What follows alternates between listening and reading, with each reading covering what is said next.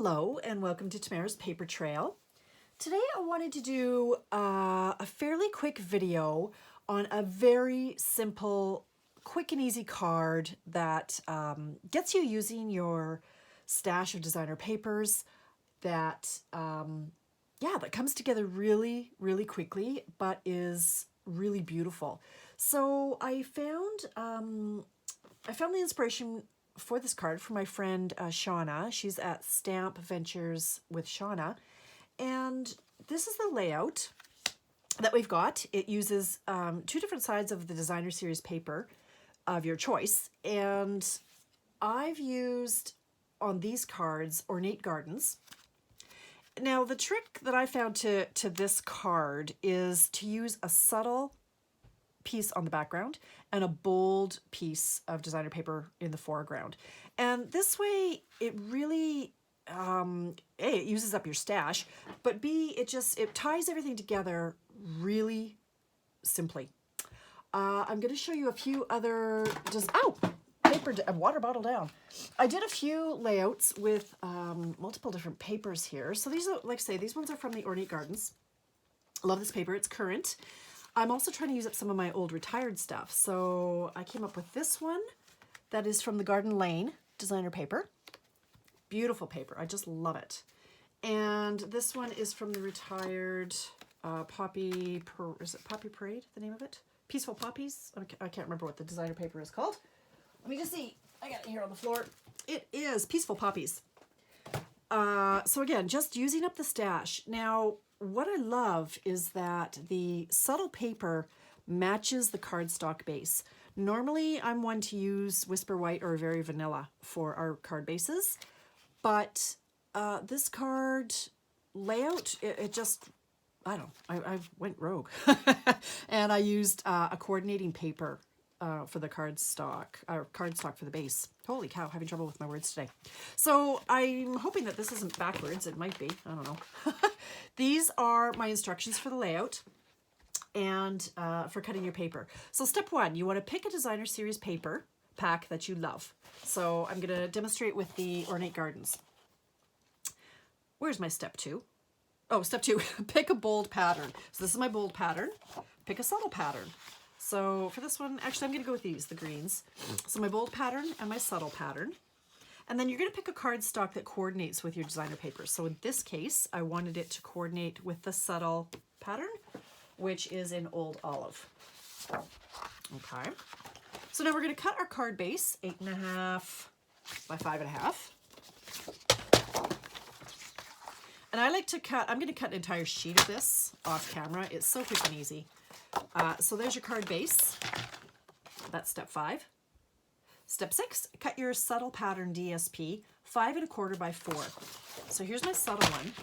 So I'm going to cut this entire 12 by 12 sheet at 5.25 by 4. So it's a 12 by 12 sheet. So I'm going to go in and I'm going to do 4 and 4 and 4. Then I'm going to go in and just make sure, 5.25. 5.25, 5.25. And you want to keep these little scraps that are left over, because we're going to use those. I'm trying to start using what I've got, and these little chunks, you can do stuff with those. So I'm going to actually use those to decorate the inside of my card. 5.25, 5.25. So just like that, 1, 2, 3, 4. I've got 6 layers kind of ready to go. So I'm going to crack off 6 cards in no time at all. All right, so that's step 6. Now we're going to go step 7. We're going to cut a white or vanilla layer at 4.5 by 3.25.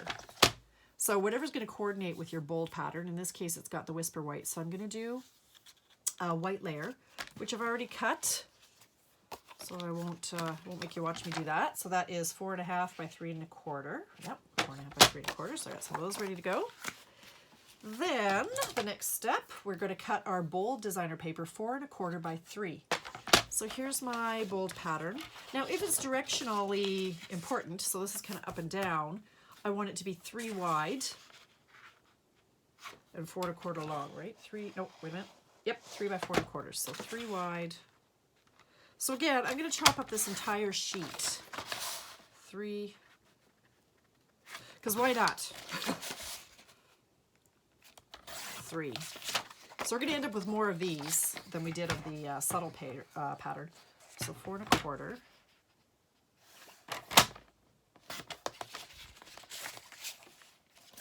Why do I keep bold? Yeah, just to make sure. I'm low on caffeine today, so I'm second guessing everything here. 4 1/4. 4 1/4. 4 1/4.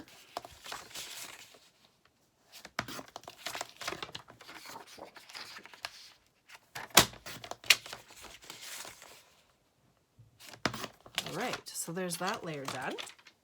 Now we need a stripe or punched out or die cut shape so that we can stamp our sentiment. And for all of mine, I used a 1-inch strip of cardstock. And what are the chances that I'm going to have any lying right on my desk? Pretty slim. All right, here's a 1-inch one. Now for the thank you, this ended up being, I want to say 3. Was that 3 or 3.5? That was 3.5 to start off with. And then when you use your triple banner punch, you lose a big chunk. So that was 3.5 trimmed down. I think on these ones, I'm going to go a little bit longer. I want to do some congratulations. This is the stamp set I'm using. I use this for my thank you on this card. I love this Peaceful Moments. I'm using this more than I thought I would. So I'm going to use this congratulations. And that's quite a bit longer. Where's my sentiment gone? I thought I mounted it. I'll put it back in. Okay. So for that one, I'm going to use a bit of a longer strip. Congratulations. So it's 1 inch by, let's see, to be about there, I'm going to need it to be about, I'm going to go with 4.5. I can always trim it down after. 4.5 is too long. I'm going to go 4.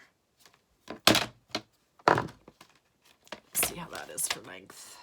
And again, while you're here, you can just chop a bunch more. Start with that for now. Now I'm going to go in with my, where are my ink pads? Lord knows I didn't clean them up yet. There they are. So I'm going to go in with my Old Olive. Stamp my congratulations. This one actually, this could actually be a 3/4 inch strip as opposed to a 1 inch strip. Maybe I'll do that. Is it 3/4 inch? It is. Yay for having a lot of mess on my table. Okay, so 3/4 of an inch. I'm going to go in at 4.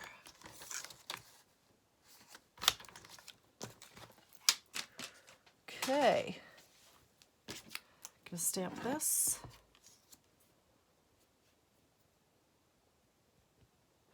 Congratulations.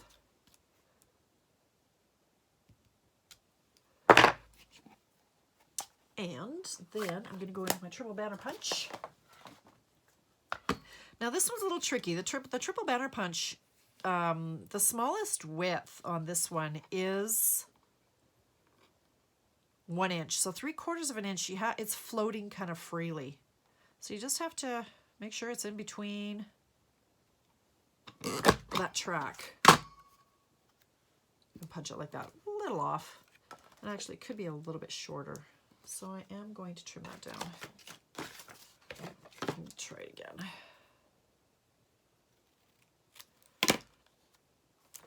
Actually, what I'll do is I'll grab my mini trimmer here. Cut it down this way. So instead of 4, I'm going to try with a 3.5.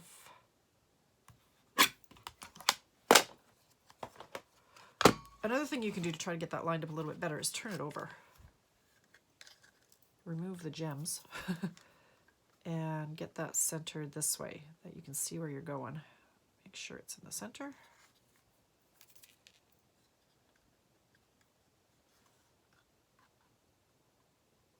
Easier said than done.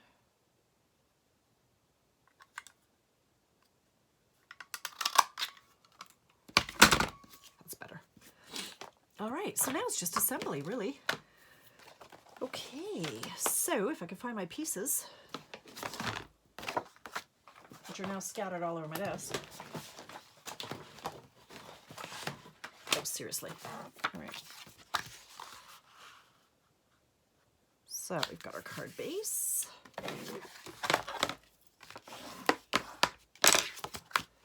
I'm going to put, let's look at our sample here. I'm going to put our layer directly on that card base.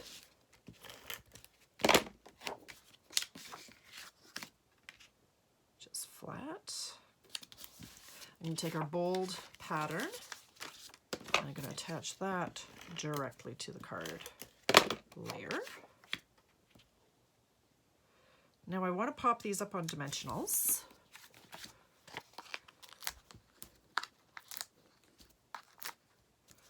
Before I do that though, I want to attach some twine or ribbon. Now, the question on that one is, where the heck is my twine or ribbon? It's probably on the floor, if I know me. No. All right, that means it's in here somewhere. There it is. Not too bad. Now, this is one of our retired twines in the Old Olive.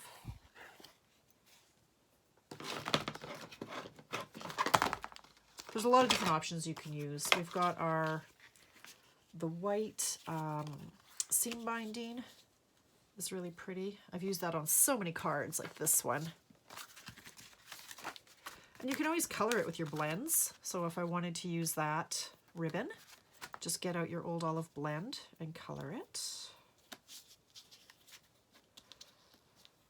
I like the twine on this one though, especially because the sentiment is a little bit longer. I'm going with the twine. Let's tie that in a bow. Cute. Slide it over. See if that's going to fit there. Yes, I want that to overhang a bit.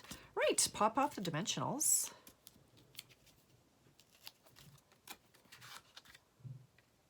Pop it on top. I want some lift on the, what's this called? The sentiment. So for those, I like to use up the edges of my dimensionals. Of course, I don't have one handy, so I'm going to make one.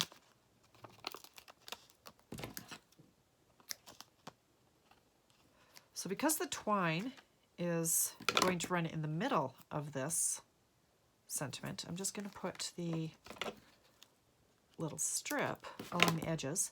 You can also use our, what are these called? These are the foam strips. They're really thin too. I find them a little bit thicker than our dimensionals though, so I don't always use those, but it's an option.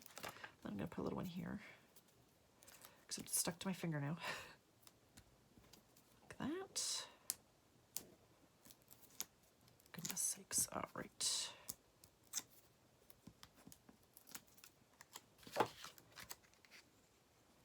There we go, like that. And then for this one, I just used one of our Gilded Gems. Pop that up on the corner. I'm going to use a medium one. I want it to be... Actually, you know what? No. I'm going to use a whole bunch. Because they're nice. So medium, a small, and a large. Why not? So there you have it. Super quick and easy. On the inside, I'm going to... These are my layers. I now keep a box of layers that are 5 by 4 1/4 for when I do use colored cardstock for my base. This is our new Stampin' Seal, by the way. I like it. Some people seem to have trouble operating it, but I've had no problems, so I'm not sure if you just got a dodgy one or what. Now, when I trimmed my paper originally, I ended up with all these little chunks left over from cutting my paper. So what I did was I just sliced, whoops, I just sliced it in half. This is what, 1 1/2? That's 1 1/2 wide. I just sliced them in half into 3/4. Bam. Why waste it? Decorate the inside. So this says congratulations, and I'm going to stamp the envelope where did I put my envelopes? With the coordinating daisy from Ornate Style, which matches our paper. And on the inside, where did I put the stamp set? There it is. Let's see what I can. Congratulations. These are the moments we'll look back on with joy. So I can stamp that on the inside. And you've got a card. And look at that. That took 15 minutes from start to finish. Cute. Uses up your stash of designer paper. If you've bought it, ladies, use it. Let's not hoard it. Let's start cutting this stuff up, right? There you go. Thank you very much for popping into Tamara's Paper Trail. Make sure you head over to my Tamara's Paper Trail VIPs page. Give that a like. I also have Tamara's Paper Trail is another Facebook page I have. My blog, tamaraspapertrail.blogspot.com. And if you're looking for a Canadian demonstrator to shop with, I'd be thrilled to be your demonstrator. I'm at tamarabertram.stampinup.net. Have yourself a fantastic day, and we'll see you again.